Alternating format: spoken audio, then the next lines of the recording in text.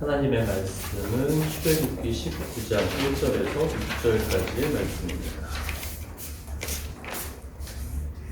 출애굽기 19장 1절에서 6절까지의 말씀 교독하도록 하겠습니다.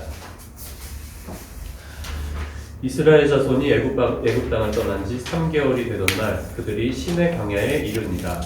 그들이 르비딤을 떠나 시내 광야에 이르러 그 광야에 장막을 칠때 이스라엘이 거기 산 앞에 장막을 치니라.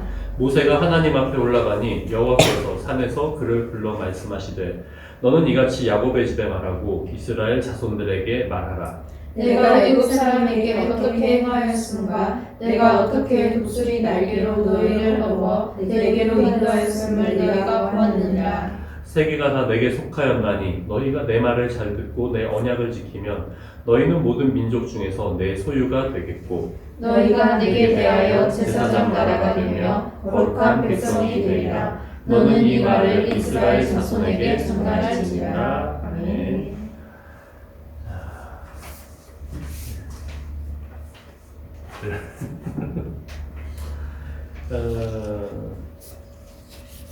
어린이날 선물을 안 받, 딱 6학년까지밖에 안 받았니? 아는걸요? 맞지 않았을까? 아는 분 누가 그러던데? 지금 40살 먹었는데 네. 엄마가 아직도 어린이날에 선물을 주신대요. 그건 좀 기뻐해야 하나? 그건 좀 아직 시집을 안 가가지고 그래서 엄마가 너는 아직 어른이 아니야 하고서 10만 원을 주신대요 매번. 자, 연휴이기는 한데 그래도 얘들아 시험의 결과는 어쨌든지 간에 연휴를 딱 낀 다음에 시험을 앞뒤로 두는 그런 사악한 학교들이 있었지. 너희들은 이번엔 아니었잖아, 그치? 그것만으로도 그치 은찬아? 일단 시험이 끝난 걸로 만족을 합시다. 그리고 결과는 그냥 글쎄 이렇게 말을 잘 봤을지도 모르는데 자 어쨌든 이스라엘 백성들을 하나님께서 이제 애굽 이집트에서 인도를 해내셨죠. 그리고 우리가 지난주에는 잠깐 쉬어가면서 그 모세의 장인 이드로가 와서 모세에게 지혜를 알려주는 모습을 우리가 잠깐 살펴봤습니다. 이제 다시 본론으로 들어와요. 이스라엘 백성들이 애굽에서 나와서 첫 번째 목적지가 바로 여기였습니다. 시내산 앞에 광야예요. 자, 시내산을 제가 주보에다가 써놨을 것 같은데 높이가 한 2,300 얼마죠? 2,300쯤 돼요. 자, 거기에 도착을 했습니다.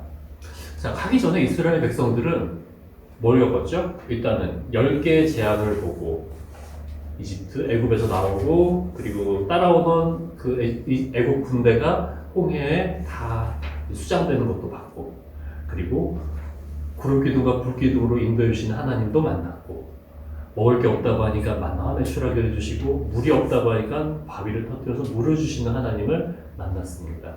계속 기적을 경험하면서 왔어요. 그런데 우리는 이 기적을 경험한 다음에 어려움을 당하니까 이스라엘이 어떻게 하죠? 바로 불평을 합니다. 왜 이게 없어요? 왜 이게 없어요? 왜 이게 없어요? 옛날에 살던 데가 더 좋았는데요 하는 이스라엘을 우리는 계속 봤습니다. 자, 이런 이스라엘들을 두고 하나님께서는 이제 새로운 관계를 맺으시려고 합니다. 약속을 다시 맺으시려고 하는 거예요. 자, 1절, 2절은 이렇게 되어 있습니다. 이스라엘 자손이 애굽 땅을 떠난 지 3개월이 되던 날, 그래서 애굽 땅에서 시내산까지, 지도로 안 보였네요. 자, 이렇게 이집트가 이렇게 있고요, 시내산이 있고 여기 홍해가 있어요. 이렇게 해서 홍해를 건너서 지금 시내산까지 이렇게 딱 따라서 내려온 거예요. 시나이 반도가 있거든요. 끝까지 내려와서 그 산이 이렇게 생겼대요. 이제 보시면은 여기에 찍히나? 뭐로 찍어야지 보이지? 이렇게 지금 보이나? 보이나? 예. 여기가 뭐냐 하면은 요거예요. 이게 수도원이라고 하더라고요. 그러니까 지금은 어떻게 되는지 모르겠는데 옛날에 지금도 계시다고는 몇 명 계시다고는 들었어요. 그러니까 옛날에는 그 이슬람하고도 좀 섞여 있었거든요. 이슬람 지역에도 수도원이 있기는 있어요. 지금 터키 지역에 수도원이 있는 지역이 있어요. 그러니까 거기를 이제 핍박을 받고 탄압을 받죠. 그렇지만 여기에서 수도사들이 계시는 수도원을 수녀들이 있는 수녀원이라고 제가 알고 있습니다. 그러니까 요 앞에 신해산 앞에다가 이렇게 뒀어요. 자, 산세를 보니까 어때요? 되게 막 험하죠. 자, 딱 봐도 물도 없어 보이고, 딱 봐도 아무것도 없어 보이는 이곳에 이스라엘 백성들이, 이 앞에 또 평야가 있기는 해요, 광야에. 거기에 이스라엘 백성들이 진을 치고 있습니다. 자, 하나님께서 이스라엘 백성들을 딱 데리고 오시는데, 아까도 말씀드렸듯이 처음에 이집트에 애굽에서 나와서 첫 번째 목적지가 여기예요. 자, 출애굽기 3장 12절에는 이렇게 말씀하십니다. 하나님이 이르시되 내가 반드시 너와 함께 있으리라. 모세예요. 너와 함께 있으리라. 내가 그 백성을 애굽에서 인도하여 낸 후에 너희가 이 산에서 하나님을 섬기리니 이것이 내가 너희를 보낸 증거니라. 아멘. 자, 이 산이 바로 여기예요. 하나님께서 구해내시고 내가 여기까지 일단 데리고 올 거야 라고 말씀하셨습니다. 그래서 하나님께서 약속하신 첫 번째 언약 약속이 성취된 걸로 성취됐다고 봐요. 그리고 여기서 이스라엘 백성들은 1년의 시간을 보내요. 1년 동안 뭐 하냐면은 율법을 받고 그 율법을 훈련을 해요. 자, 이스라엘 백성들이 처음에 노예 생활을 하고 아무런 규칙도 규율도 없는 사람들이었습니다. 그런데 그 사람들을 구원하셔서 하나님께서는 이제 훈련을 시키시려고 하는 거예요. 자, 뭐 군대는 다들 안 가봤습니다. 물론 사실 여러분들이 학교를 다니는 것도 훈련의 일환이죠. 성장하면서 여러분들이 배워야 할 것들, 갖춰야 할 것들을 가르치고 가르침을 받는 그런 시간이에요. 자, 우리는 하나님을 믿고 나면은 그냥 믿음으로 은혜 받고 구원받고 그걸로 땡 하는 생각을 가진 사람들이 많습니다. 그래서 이렇게 신앙생활을 하면서 그냥 주일날 교회만 나가면 되지. 그리고 주일날 이렇게 교회만 나와서 예배드리고 그거는 충분하지 않나? 라고 생각을 해요. 근데 그게 아니라 하나님께서는 우리를 구원하여 주시고 우리를 선택하셔서 우리를 하나님의 백성으로 하나님의 사람으로 성장하기를 원하세요. 그럼 반드시 필요한 게 뭐냐면은 훈련이죠. 반드시 연습이 필요합니다. 그래서 여기다가 데려놓고 딱 봐도 척박한 이곳에다가 데려놓고 하나님께서 훈련을 시키세요. 그리고 모세를 부르십니다. 자, 3절에 모세가 하나님 앞에 올라가니 어디 올라갔냐면 그 산에 올라간 거예요. 2300m짜리 산에. 자, 모세 몇 살? 81 내지 2. 할아버지가 하나님 앞에 산에 올라갑니다. 그리고 말씀하십니다. 너는 이같이 야곱의 집에 말하고 이스라엘 자손들에게 말하라.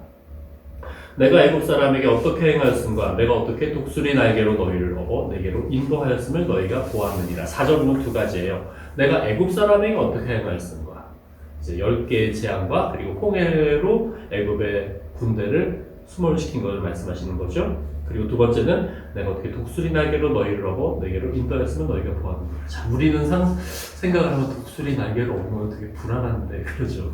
자, 시적인 표현입니다. 가장 강한 날짐승은 독수리죠. 강한 날개로 너희를 보호하고 인도하고 너희를 여기까지 데려왔다. 구름 기둥과 불 기둥으로 인도하시고 먹을 것도 주시고 마실 것도 주시고 데려오셨습니다. 자, 너희가 그거를 경험하지 않았니? 라고 하나님께서 지금 말씀하시는 거예요. 자, 일단은 우리는 이스라엘 백성들은 그런 뭔가 특별한 게 있기 때문에 하나님께서 선택했다라고 생각하십니다. 그리고 지금도 여러분들이 좀 설교들을 듣다 보면 그런 거를 볼 수도 있어요. 이스라엘 백성들이 굉장히 똑똑하기 때문에 하나님께서 선택하셨어 라고 하는 그런 설교를 본 적도 있을 거예요. 아, 그거 잘못된 겁니다. 자, 신명기 7장 7절 이 앞에 좀 볼래요? 얘들아 거기 없고 여기밖에 없거든? 여기밖에 없거든? 자, 여호와께서 너희를 기뻐하시고 너희를 택하심은 너희가 다른 민족보다 수요가 많기 때문이 아닙니다. 잘나서가 아니고 뛰어나서가 아니고 너희는 오히려 모든 민족 중에 가장 적으니라. 7장 8절입니다. 여호와께서 다만 너희를 사랑하심으로 말미암아 또는 너희의 조상들에게 하신 맹세를 지키려 하심으로 말미암아 자기의 권능의 손으로 너희를 인도하여 드시되 너희를 그 종되었던 집에서 애굽 왕 바로의 손에서 속량하셨나니. 이스라엘 백성들을 선택하시고 구원하신 이유는 딴 게 아니라 내가 너희를 사랑하기 때문이야. 여러분들이 딴 거 다 잊어버려도 괜찮아요? 요거 기억하시기 바랍니다. 하나님께서 여러분들을 더 자고 더 눕고 뒹굴고 싶은데 엄마가 나를 막 밀쳐가지고 깨워가지고 이렇게 온 이유는 내가 짜증나게 중요한 게 아니라 하나님께서 여러분들을 사랑하셔서 이 자리에 나오게 하신 거예요. 그걸 기억했으면 좋겠습니다. 자, 여기 인정이 여러분 나이에선 쉽지 않아요. 잘 안 돼요. 그래도 제가 계속 말씀을 드립니다. 그리고 이게 사실이에요. 여러분들의 마음이 그래 그나마 가볼까라는 생각, 그리고 엄마 왜 이렇게 귀찮게 하지? 왜 이렇게 나를 힘들게 하지? 라는 생각이 들어도 발걸음을 옮길 생각을 하는 것 자체가 하나님께서 여러분들을 사랑하시고 인도하신 겁니다. 자, 딴 거 없어요. 하나님께서는 이스라엘 백성들을 사랑하셔서 구원하시고 인도해내셨어요. 자, 하나님께서는 우리를 사랑하셔서 예수님을 보내주시고 우리를 죽음에서 구원하셨습니다. 이스라엘 백성이 애굽에서 구원받은, 이집트에서 구원받은 이 사건은요, 예수님도 하나님께서 보내시지 않으셨으면 안 오셨어요. 예수님께서 오셔서 우리를 구원해 주신 사건과 동일합니다. 하나님께서 얼마나 우리를 사랑하시는지, 나를 사랑하시는지 기억하시면 좋겠습니다. 자, 그리고 나서 5절, 6절은 이렇게 말합니다.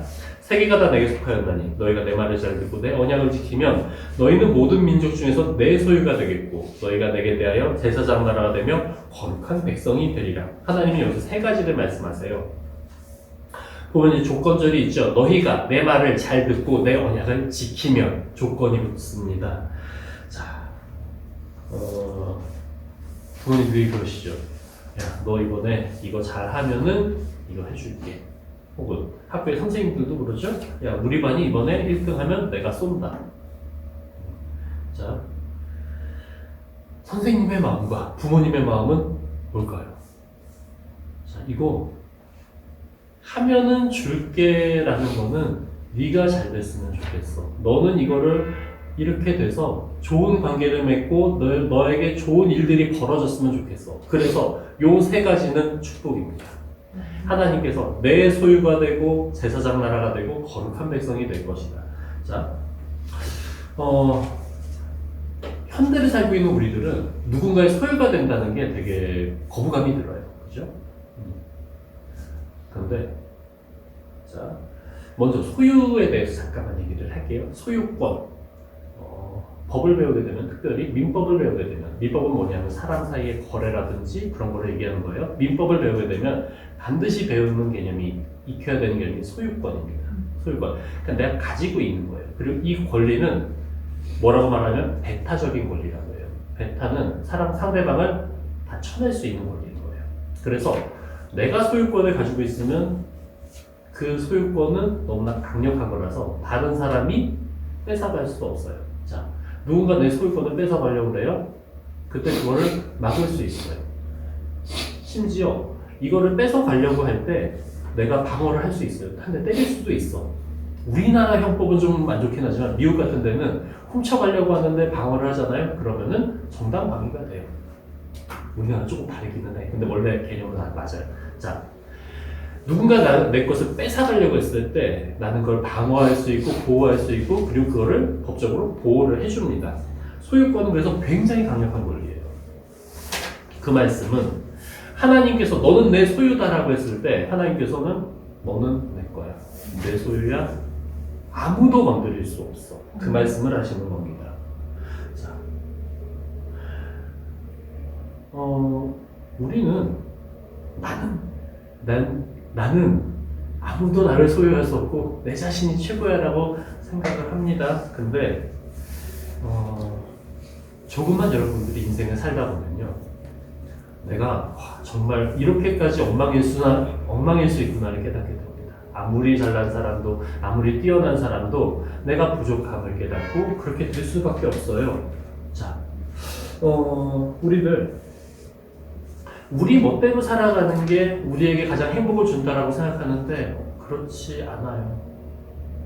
제가 목사라서 얘기하는 게 아니라 우리의 행복만을 따라가려고 하면은 우리는 이상한 곳으로 갈 확률이 매우 높습니다. 자, 인공지능 얘기를 해볼까요?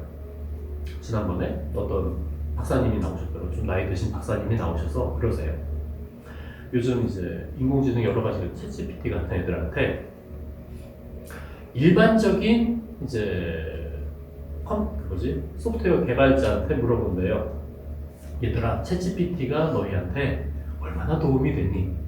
물어보면 한 10%에서 50% 사이라고, 능률이 그 정도라고 얘기합니다. 그런데 굉장히 뛰어난 개발자들한테 물어봤대요. 얘들아, 챗GPT가 얼마나 도움이 되니? 10배 이상이요? 자, 도구가 있어요. 그 도구를 누가 잘 사용하는지는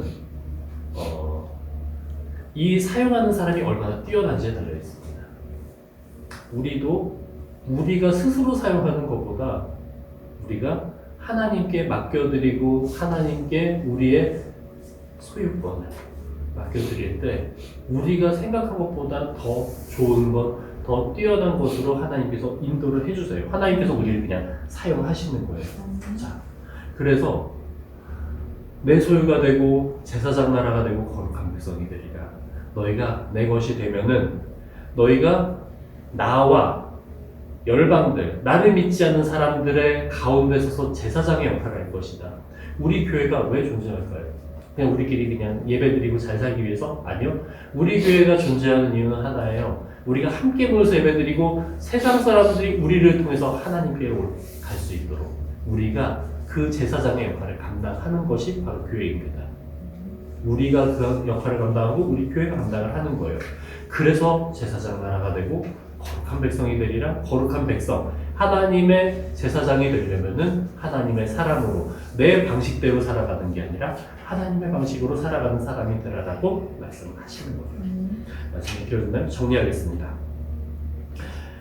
요 1, 2, 3번과 그리고 오늘 나눠드린 그거에 다 세세한 내용들이 있어요. 그냥 읽을게요. 신의 광야에 도착한 이스라엘 백성들은 하나님의 훈련을 받습니다. 아까 말씀드린 것처럼 잘하려면 훈련을 해야 돼요. 은찬아, 운동 뭐 좋아하니 너? 운동 별로 안 좋아하나? 축구는 참 요즘 잘하네. 자, 야구를 좋아하건 축구를 좋아하건 뭐 농구를 좋아하건 배구를 좋아하건 잘하려면 뭐 해야 되죠? 연습해야 돼요. 연습하고 게임을 뛰어야 돼. 그리고 그림을 잘 그리려면 열심히 그려봐야 돼요. 무언가 잘하려면 연습이 필요합니다. 하나님을 섬기는 일도 연습이 필요해요. 그게 우리가 이른 시간에 나와서 예배드리는 이유고 매일 기도드리면서 하나님의 말씀을 읽는 이유입니다. 두 번째는 하나님께서는 모세에게 과거를 회상하고 기억하라고 하십니다. 이거 살짝 빼먹은 것 같은데 과거를 회상하라는 건요, 하나님께서 베풀어 주셨던 은혜를 기억하라는 겁니다. 자, 우리는 잘 까먹어요. 매우 잘 까먹어요. 어제 있었던 일도 까먹고 당연히 지난주에 제가 했던 설교도 여러분들이 대부분 까먹었을 겁니다. 자, 그렇지만 우리가 하나님께서 주신 은혜를 기억할 때 그것을 바탕으로 조금씩 나아갈 수 있어요. 우리가 아팠을 때, 그리고 우리가 어려웠을 때 도와주셨던 하나님, 그 하나님께서 여러분들을 여전히 도와주고 계십니다. 자, 세 번째는 하나님께서는 이스라엘 백성과 언약을 맺으시면서 세 가지 복을 말씀하십니다. 세 가지 뭐라고 그랬죠? 나의 소유가 될 것이고 너희가 나의 소유가 되고 너희가 제사장 나라가 되고 너희가 내 백성이 될 것이다. 이게 이스라엘 백성에 대한 것만이 아니라 우리에게 대한 말씀입니다. 내가 중심이 되는, 내 존재가 중심이 되는 지금 현대 사회에서 요거는 우리의 가치관과 안 맞아요. 세상의 가치관과 맞지 않아요. 우리나라의 세상의 가치관과 맞지 않아요. 그런데 그럼에도 불구하고 이것을 여러분들이 받아들이지 못한다면 고민은 해봤으면 좋겠어요. 하나님께서 왜 이렇게 우리를 대하시는지, 그리고 하나님께서 왜 나를 사랑하시는지, 왜 아침에 일어나서 힘들게 나온 나를 사랑하신다고 목사님은 왜 앞에서 설교를 하고 계시는지 좀 생각해 봤으면 좋겠습니다. 왜냐하면 우리에게 생명을 주시기 위해서요. 아까도 잠깐 말씀드렸지만 예수님께서 이거는 모델이에요, 모델. 그리고 이 모델을 통해서 진짜로 이루어진 일은 예수님께서 우리를 위하여 돌아가시고 우리를 구원해 주신 일입니다. 그래서 여기에 이스라엘 백성들에게 주어진 복은 우리에게도 동일하게 주어지는 복이에요. 하나님께서 나의 소유가 되고 내가 하나님의 소유가 되고, 이거를 예수님께서는 뭐라고 하시죠? 너희가 하나님의 자녀가 되었다고 말씀하시죠. 그리고 우린 제사장의 역할, 교회가 모였습니다. 교회로 모였습니다. 세상에 복음을 전파를 해요. 그리고 이 복음을 전파하는 우리들의 삶은 거룩한 삶, 구별된 삶, 그리고 하나님의 방식대로, 하나님의 말씀대로 따라가는 그런 삶입니다. 그래서 그 세 가지의 복을 가지고 살아가는 우리 친구들이 되기를 바라요. 하나님의 사랑을 누리는 우리 모든 친구들이 되기를 바랍니다. 그리고 복음을 전파하고 사랑을 전파하는 친구들이 되기를 바랍니다. 무엇보다 하나님의 자녀로 구별되어서 거룩하게 살아가는 우리 친구들이 되기를 주님의 이름으로 축원합니다. 기도하겠습니다. 사랑과 은혜가 풍성하신 아버지 하나님, 주님의 사랑 안에 우리가 한 주간 살았습니다. 여러 가지로 힘든 일들이 이어지고 있지만 주님, 이 가운데서도 우리의 생명을 지켜주시고 우리의 몸을 지켜주시고 우리의 생각을 지켜주심을 감사드립니다. 어려운 일이 있을 때 주님 의지하는 우리 모든 친구들이 되도록 도와주시옵소서. 그리고 우리가 주님 의지할 때 응답하시는 주님 경험하는 그런 귀한 은혜도 주님께서 허락하여 주시길 간절히 바라옵나이다. 이번 한 주 연휴가 잠깐 끼어있고 그리고 또 새로운 날들이 시작됩니다. 모든 하루하루가 정말로 성실하게 임하며 하루하루를 주님께서 인도하시는 귀한 하루가 될 수 있도록, 그리고 스스로 속이지 않고 주님 앞에 온전히 드리는 귀한 우리 삶을 드리는 우리 친구들이 될 수 있도록 인도하여 주시옵소서. 감사드리며 예수 그리스도의 이름으로 기도드리옵나이다. 아멘.